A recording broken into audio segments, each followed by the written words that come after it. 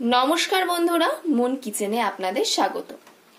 आमादेर यूट्यूब चैनेले नतून हये थाकले चैनेलटिके अवश्यई सबस्क्राइब करे देबेन एबं आमादेर पाशे थाकबेन। एटा हलो थोड़ेर एक असाधारण रेसिपि। आपनारा तो थोड़ेर अनेक रेसिपि खेये रेखेछेन, एटा एकबार ट्राई करे देखबेन, खूब दारुण लागे एटा खेते। एटा जदि एकबार ट्राई करेन कथा दिते पारी অন্য কোনো থোড়ের আর রেসিপি খেতে ইচ্ছা করবে না। থোড় দেখলে মনে হবে এই রেসিপিটাই করে খাই। থোড় তো অনেকেই পছন্দ করেন না, কিন্তু এটা একবার ট্রাই করে দেখবেন, আপনাদের অবশ্যই ভালো লাগবে। এই সুন্দর রেসিপিটা কিভাবে বানাতে হয় ভিডিওটা না কেটে দেখতে থাকুন। আর কথা না বাড়িয়ে আজকে রেসিপিটা শুরু করা যাক। এখানে আমি থোড় নিয়ে নিয়েছি, দেখুন এটা কলা গাছের থোড়। এই থোড়গুলোকে এবার কেটে নেব। থোড়গুলোকে ঠিক এইভাবে কেটে নেব।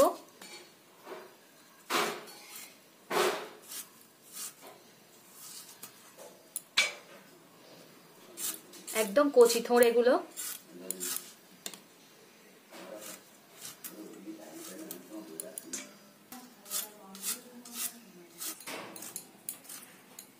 ঠিক এইভাবে সরু সরু করে কেটে এই গামলার মধ্যে রেখে দেব। এইভাবে সব থোড়গুলোকে কেটে নিতে হবে।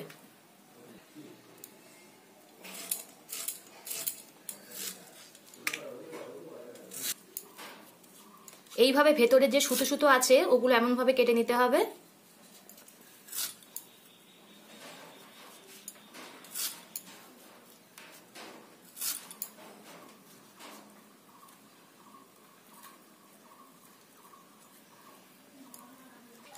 সব থোড়গুলো কাটা হয়ে গেছে।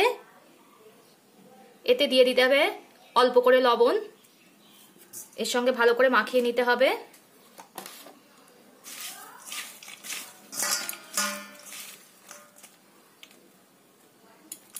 মাখিয়ে 10-15 মিনিট রেখে দিতে হবে থোড়টা নরম হওয়ার জন্য। 10 মিনিট নুন মাখিয়ে রেখে দিয়েছিলাম, 10 মিনিট পরে ফিরে এলাম। দেখুন থোড়গুলো কেমন নরম হয়ে গিয়েছে। ভালো করে চটকে নিতে হবে। চটকানো হয়ে গেছে। দেখুন থোড় থেকে কেমন জল বেরিয়েছে। এখানে ঠিক এইভাবে আলুগুলোকে কেটে নিয়েছি, দুটো বড় সাইজের আলু ঠিক এইভাবে কেটে নিয়েছি। একটা বড় সাইজের পেঁয়াজকে কুচিয়ে, একটা টমেটো কুচি, শুকনো লঙ্কা, ছোট চামচের 1 চামচ আদা বাটা, 1 চামচ রসুন বাটা আর একটা ছোট এলাচ। একটা কড়াই গরম হতে বসিয়ে দিয়েছি, এতে দিয়ে দেব সর্ষের তেল। তেলটা আমার গরম হয়ে গেছে, এবার কেটে রাখা আলুগুলো এতে দিয়ে দেব।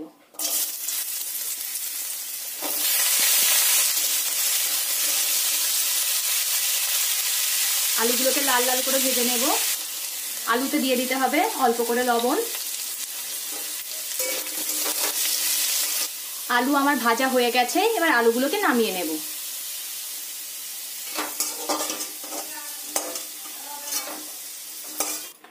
সব আলুগুলো আমার নামানো হয়ে গেছে। ওই কড়ার মধ্যে দিয়ে দেব সর্ষের তেল।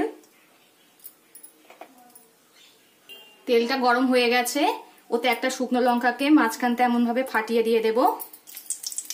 দিয়ে দেব কালো জিরে। আর যে পেঁয়াজগুলো কেটে রেখেছিলাম ওই পেঁয়াজগুলো ওতে দিয়ে দেব। পেঁয়াজগুলো ভালো করে লাল লাল করে ভেজে দিতে হবে। পেঁয়াজগুলো হালকা ভাজা হয়েছে, এর মাঝখানটা একটু পাক করে ওই তেলের ওপর দিয়ে দিতে হবে। একটা ছোট এলাচকে ফাটিয়ে রেখেছি, ছোট এলাচটাকে দিয়ে দিতে হবে। অল্প করে লবণ দিয়ে দেব, যাতে পেঁয়াজটা ভালো করে কষানো হয়ে যায় আর পুড়ে না যায় পেঁয়াজটা। পেঁয়াজটা আমার ভাজা হয়ে গেছে, এতে দিয়ে দিতে হবে রসুন বাটা। যে রসুনটা বেটে রেখেছিলাম সেই রসুন বাটাটা দিয়ে দিলাম। রসুনটা পেঁয়াজের সঙ্গে ভালো করে ভাজা হয়ে গেছে, এতে দিয়ে দিতে হবে টমেটো কুচি। টমেটো গলে এসছে, এতে দিয়ে দিতে হবে আদা বাটা।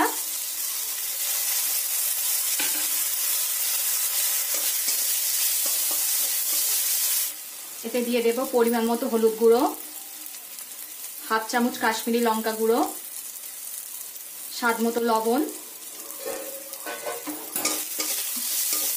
দিয়ে খুব ভালো করে কষিয়ে নিতে হবে। মশলা যাতে পুড়ে না যায় এতে দিয়ে দেবো অল্প করে জল। ছোটরা খাবে বলে এখানে আমি লঙ্কা অল্প ব্যবহার করলাম, আপনারা আপনাদের স্বাদ মতো ব্যবহার করে নেবেন, যে যেরকম ঝাল খেতে পছন্দ করেন। মশলা দিয়ে তেল ছাড়ছে, এই সময় দিতে হবে যে থোড়গুলো কেটে রেখেছিলাম সেগুলো দিয়ে দিতে হবে। দিয়ে মশলার সঙ্গে থোড়টাকে ভালো করে কষাতে হবে। এতে দিয়ে দিতে হবে ছোট চামচের হাফ চামচ ধনে গুঁড়ো, হাফ চামচ জিরে গুঁড়ো, এগুলো সব ভাজা।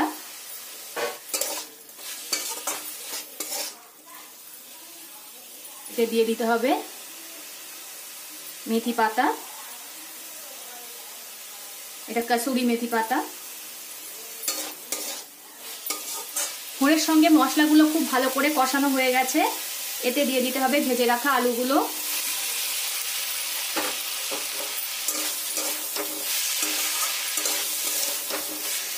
আপনারা থোড় একবার এইভাবে করে দেখবেন, কত মজা লাগে খেতে। আপনারা তো থোড় অনেকভাবেই বানিয়ে খেয়েছেন, এভাবে একবার ট্রাই করে দেখবেন, খুবই দারুণ লাগে খেতে। একবার এভাবে ট্রাই করলে বারবার খেতে ইচ্ছা করবে, এত সুন্দর লাগে এটা খেতে। আমার সব কিছু খুব ভালো করে কষানো হয়ে গেছে, এতে দিয়ে দিতে হবে জল।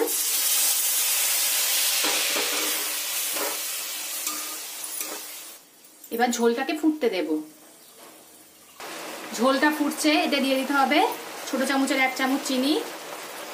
মিষ্টিটা আপনারা আপনাদের স্বাদ মতো ব্যবহার করবেন, যে যেমন মিষ্টি খেতে পছন্দ করেন। আমার হয়ে গেছে, আমি এবার নামিয়ে নেব। নামানোর আগে দিয়ে দেব ছোট চামচের হাফ চামচ ঘি। ঘি দিয়ে ভালো করে নেড়ে চেড়ে নামিয়ে নিতে হবে। আমি এটাকে নামিয়ে নিয়েছি, দেখুন কত দারুণ লাগছে দেখতে। আপনারা একবার হলেও বাড়িতে এমনভাবে ট্রাই করে দেখবেন, খুবই মজা লাগে খেতে। আঙুল চেটে খাবে, যাকেই খেতে দেবেন। ভিডিওটা ভালো লাগলে লাইক ও শেয়ার করে দেবেন, কমেন্ট করে জানাবেন আপনাদের মতামত। পরবর্তী ভিডিওতে আপনাদের সঙ্গে আবার দেখা হচ্ছে।